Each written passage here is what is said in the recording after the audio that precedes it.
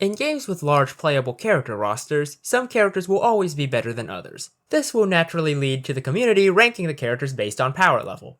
And then the rankings will be rendered irrelevant when the developers release new characters who throw the old rankings out the window. The community tests the new characters out, re-ranks all the characters, and the cycle repeats. The title of strongest character in Holocure has been in flux for some time. In 0.3, it was Ina, though that was more due to a glitch than actually being strong. 0.4 had Roboco, 0.5 had Choco, and as of 0.6, the strongest character is Yozora Mel. So, what makes Yozora Mel so strong in 0.6? The short answer is Jingisukan. The long answer requires a little more context. So to start off, Mel's starting weapon, Kapu Kapu, is just a bite that hits the area in front of her, and at max level, she bites twice. The main deal of this weapon is that it has the ability to inflict a lifesteal on targets. In Holocure, there are 3 types of healing: regeneration, where your character restores HP on their own, usually through skills or an item like Band-Aid; lifesteal, where your character will regain health after killing an enemy; and food healing, where your character heals by eating food drops. Mel will heal for a small amount of HP if she kills an enemy with her starting weapon. Remember this, because it's important for the rest of her kit. Mel's first skill, Genius Vampire, makes it so that whenever Mel inflicts lifesteal on an enemy, she will release bats that will fly to the closest enemy and deal damage to them. This is the main healing to DPS skill that Mel has, and unlike other healer characters who can convert any type of healing into damage, Mel is confined only to healing via lifesteal, and those are pretty limited. Fortunately, Mel has another way of getting lifesteal. Mel's second skill, Acerola Juice, makes it so that whenever she receives healing from food, she not only gets a boost to her damage and speed for 5 seconds, but her next 8 attacks will also have lifesteal capabilities. This skill is very important for Mel, as it broadens the scope of healing she can use to proc Genius Vampire. Mel's last skill, Mel Cooking, throws several plates of Mel's cooking out onto the field. The plates will then attract enemies towards them and deal damage to them. Why the enemies would be attracted to her cooking, I have no idea, but I can understand why the food would deal damage to them. The skill's damage is fairly abysmal, but its ability to attract enemies away from Mel makes it an excellent tool for crowd control, as you can hold enemies in place while you either get away from them or wail on them with your weapons. In addition, if Mel is in a pinch, she can eat the plates of her cooking herself for healing, giving her a food heal. Mel's special attack, Vampire, freezes all enemies for 4 seconds and surrounds Mel with a prohibition sign. If she touches any non-boss enemy with the sign, they die. It doesn't synergize with the rest of her kit, but it is an effective panic button. So, Mel's kit has a very clear synergy. Mel Cooking provides food that can be used as a crowd control method or eaten for healing. If she eats the food, Acerola Juice will turn her next few attacks into lifesteal attacks, which will then proc Genius Vampire, allowing her to release bats that deal damage to enemies. The initial assumption when picking items is to focus on lifesteal items due to Genius Vampire, but that's missing the big picture, as the only source of lifesteal that is readily available aside from Mel's own starting weapon is Nurse's Horns. It is far better to focus on food-based heals that give all of your weapons guaranteed lifesteal from Acerola Juice. If you look at the Super Collab Jingisukan, you'll see that its healing ability is considered a food heal. This is the reason why Mel is considered the strongest character in 0.6.